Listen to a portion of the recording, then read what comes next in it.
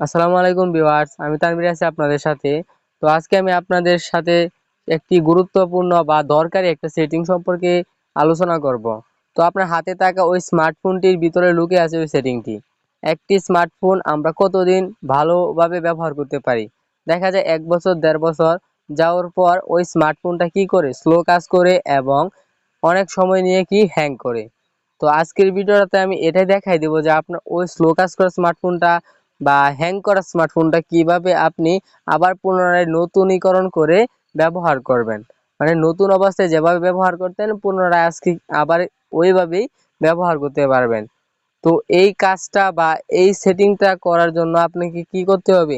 মনোযোগ সহকারে সম্পূর্ণ ভিডিওটা কন্টিনিউ করতে হবে। তো ভিডিওটি শুরু করা যাক। তো একটা স্মার্টফোন আমরা কতদিন ভালোভাবে ব্যবহার করতে পারি? ধরেন 6 মাস, 1 বছর, 1.5 বছর। তারপর কি ওই স্মার্টফোনটা স্লো কাজ করে এবং হ্যাং করে।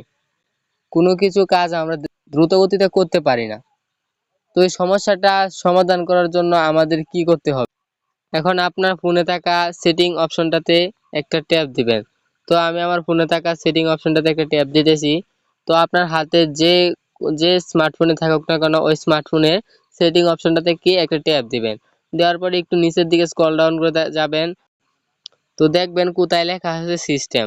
তো সকল স্মার্টফোনে এই সিস্টেম লেখাটা পাবেন। তো সিস্টেম লেখাটা খুঁজে বের করে সিস্টেম লেখাটাতে একটা ট্যাপ দিবেন। তো এটাতে ট্যাপ দেওয়ার পর একটু নিচের দিকে স্ক্রল ডাউন করে যাবেন। এখানে দেখতে পারবেন লেখা আছে রেস্ট ফোন। তো রেস্ট ফোনে একটা ট্যাপ দিবেন। তো এখানে আপনি রেস্ট ফোনে ট্যাপ দেওয়ার পর এখানে দেখতে পারবেন লেখা আছে যে ইরেজ অল ডাটা। তো সকল স্মার্টফোনে এই লেখাটা পাবেন আপনারা। তো এই ইরেজ অল ডাটা লেখাটা যেটা দেখতে পাচ্ছেন এটাতে একটা ট্যাপ দিবেন। তো এটাতে ট্যাপ দেওয়ার পরে এখানে দেখেন কি বলতেছে, this will erase all data from your phones internet storage including your Google account, system and app data and settings, download apps, music, photos, other user data। মানে আমার ফোনে যাবতীয় যত গুগল অ্যাকাউন্ট আছে, সিস্টেম অ্যাপ বা সেটিংগুলো আছে বা বলতে পারেন ডাউনলোড যত অ্যাপস, মিউজিক বা ফোনে থাকা যত ফটো ছবি আছে সবগুলাই কি এখানে ডিলিট হয়ে যাবে, ক্লিয়ার হয়ে যাবে। তো আপনি যদি এই সিস্টেম রেস্টার্ট বা এই ফ্যাক্টরি রেস্টার্টটা দেন তাহলে কি হবে? আপনার ফোনে থাকা যাবতীয় যত ইনফরমেশন বলেন কিংবা যত অ্যাপস বা ফোনের স্টোরেজ, ফোনে মোট কথা বলতে গেলে কি আপনি যদি এই ফ্যাক্টরি রেস্টার্টটা দেন তাহলে আপনার ফোনটা একদম নতুন অবস্থায় যেরকম কিনছিলেন ওই রকম হয়ে যাবে।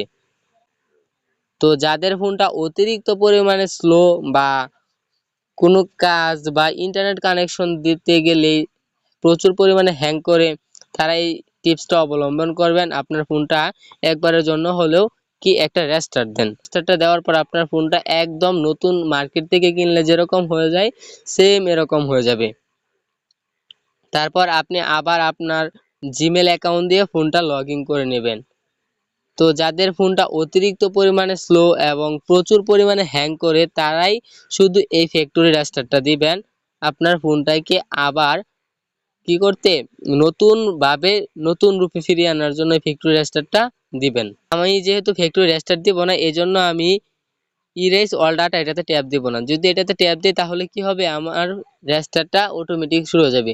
তো একটা বিষয় মনে রাখবেন, আপনার ফোনে অন্তত 50% চার্জ থাকা লাগবে, তাহলেই আপনি ফ্যাক্টরি রেস্টার্টটা দিবেন, না হলে দিতে যান না, তাহলে সমস্যা হবে। চাচ্ছেন আপনার ফোনে 50% চার্জ থাকা লাগবে এবং 50% চার্জ যদি থাকে তাহলে ফ্যাক্টরি রেস্টার্টটা দিবেন। তো আজকের ভিডিওটা এতটুকু। আপনি এই ভিডিওটা দেখে যদি একটু উপকারে হয় তাহলে একটি লাইক ও একটি কমেন্ট করবেন এবং আমাদের এই ছোট্ট পরিবারের সদস্য হতে আমাদের চ্যানেলটিকে সাবস্ক্রাইব করে আমাদের পাশেই থাকবেন। ধন্যবাদ।